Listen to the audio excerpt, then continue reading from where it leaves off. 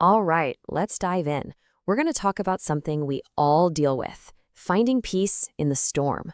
This is all about a real-world guide for navigating that chaos that happens inside our own heads and figuring out how to build some serious resilience when life gets tough.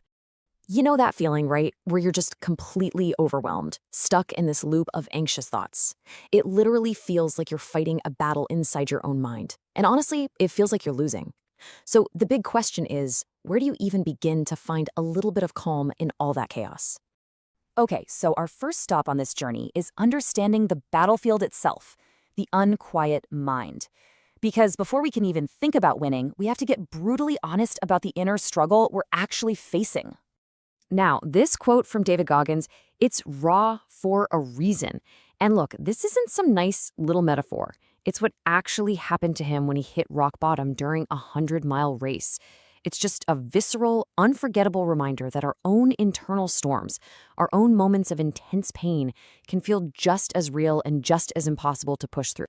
You know, that feeling of complete breakdown often comes from trying to control things that are, well, uncontrollable. And this brings us to a really crucial idea from Tony Robbins. See, we live in two worlds. We burn ourselves out trying to control the external one, other people, the economy, even the weather. But our real power, the game changer, is in mastering our internal world, what we focus on, the meaning we give things, and what we choose to do. That's where the battle is truly won or lost. So understanding the battlefield is one thing, but now we get to the real turning point, the war with yourself. This is all about deciding to take back control. It's that moment you choose to stop being a victim of the storm and start actually fighting for your own mind. This right here, this is a total game changer. Just shifting your perspective from life happening to you to life happening for you. Think about it. When life happens to you, you're a victim, you're powerless. But when you believe it happens for you, suddenly every challenge, every setback, every bit of pain, it becomes a lesson. It becomes a tool to make you stronger. And this is how you take back control, practically speaking. See, reacting is just impulsive, it's driven by fear, by anger. But responding, that's a conscious choice. You know that tiny little gap between something happening and what you do next? That little space?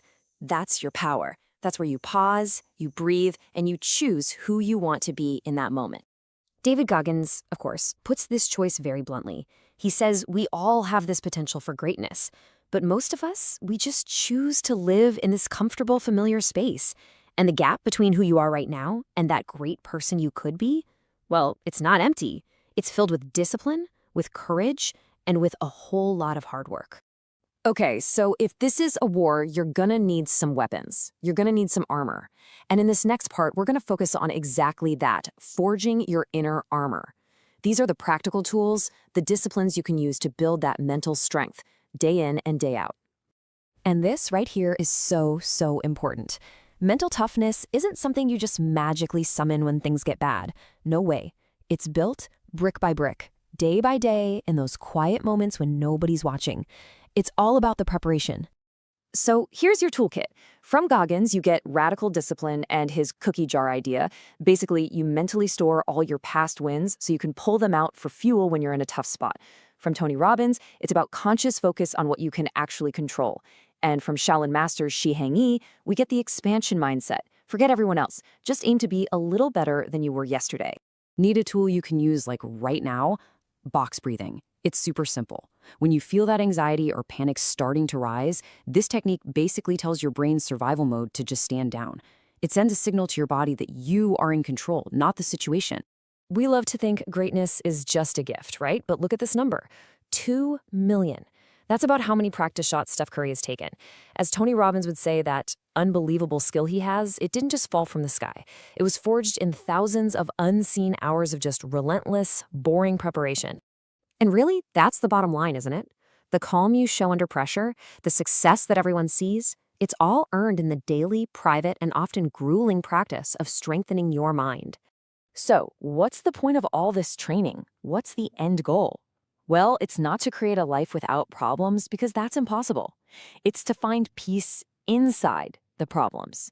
And that, my friends, is the ultimate prize.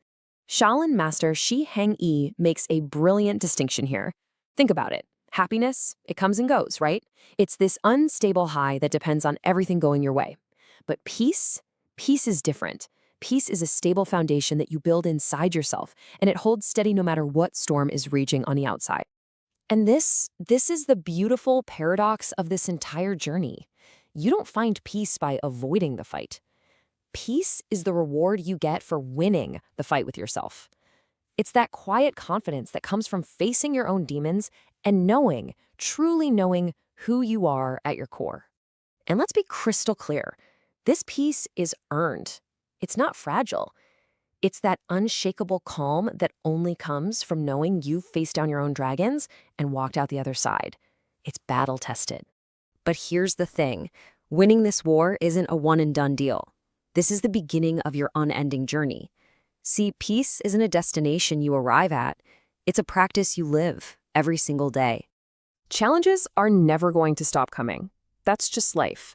But the difference is your identity.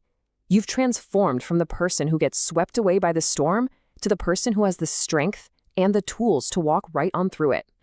So how do you keep walking? How do you stay ready? Through daily warrior disciplines. Think of this as your maintenance plan. Meditation to watch your thoughts. Visualization to practice staying calm. Exercise to train your body and mind. Focus to be present. And gratitude to actively look for the good. This isn't just a to-do list. It's how you keep your armor strong, day in and day out. And after all of this, it really just comes down to this one question. Every single day, you get to make a choice. You can feed the part of you that's weak, that's reactive, that's afraid, or you can choose to feed the warrior, the disciplined, calm, and powerful person you are capable of becoming. The choice is always yours.